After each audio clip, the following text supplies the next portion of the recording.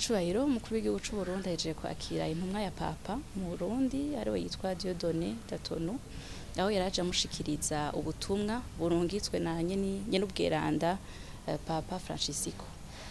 Muri ubwo butumwa aribwo baganiriyeko cane cane hariho ubutumwa bwo gukeza leta y'u Burundi ku myaka 60 ihaciye hari imigenderanire myiza hagati y'icicaro ca Papa be na leta y'u Burundi.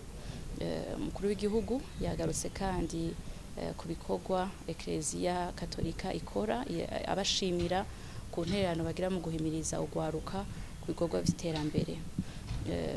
Intumwa ya Papa yashimye kandi itongo ryaronkejwe Ecclesia Katolika kugira ngo bahubakemwo icibutso caho hagandaguriwe intumwa ya Papa Michael Courtier, akaba yashikirize na nyenicubahiro icifuzo bafise co kubakaho ibitaro kugira ngo bize bisahirize mu guteza imbere amagara y'abenegihugu mu Burundi.